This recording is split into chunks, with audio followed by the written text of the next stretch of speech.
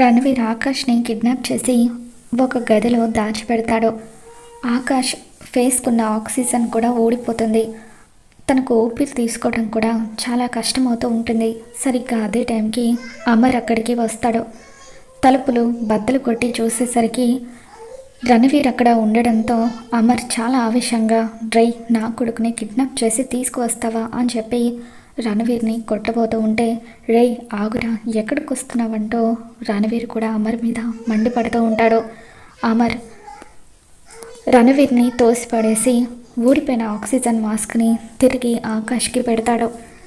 తర్వాత రణవీర్ని కొడుతూ తన తల బద్దలు కొడుతూ ఉంటాడు. మరోవైపు బాగి ఆకాష్ కోసం అని చెప్పి మెడిసిన్ తీసుకుని పరుగున రణవీర్ ఉన్న చోటికి వస్తూ ఉంటుంది. రాతోడు కూడా పోలీసులను తీసుకొని అక్కడికి వస్తాడు. రణవీర్ అమర్ ఇద్దరు ఫైట్ చేసుకుంటూ ఉండడంతో ఆ ఇంట్లో నుండి అరుపులు వినిపిస్తూ ఉంటాయి. అదిగోండి, ఆ ఇంట్లో నుండి అరుపులు వినిపిస్తున్నాయి అని చెప్పి ఇన్స్పెక్టర్ పదండి వెళ్దాం అంటూ బాగిని రాతోడిని తీసుకుని ఆ రూమ్లోకి వస్తూ ఉంటాడు. బాగి ఆకాష్ని చూడగానే కంగారు పడిపోతూ ఉంటుంది. పరిగెత్తుకుంటూ ఆకాష్ దగ్గరికి వచ్చి ఆకాష్ ఆకాష్ అని చెప్పి పిలుస్తూ ఉంటుంది.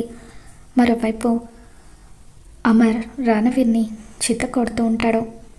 మరి టైంకి బాగి ఆకాష్కి మెడిసిన్ ఇచ్చి కాపాడుకోగలుగుతుందా, ఏం జరగబోతుందో మళ్ళీ మన ఛానల్ తెలుసుకుందాం. ఈ వీడియో మీకు నచ్చినట్లయితే తప్పకుండా లైక్ చేయండి.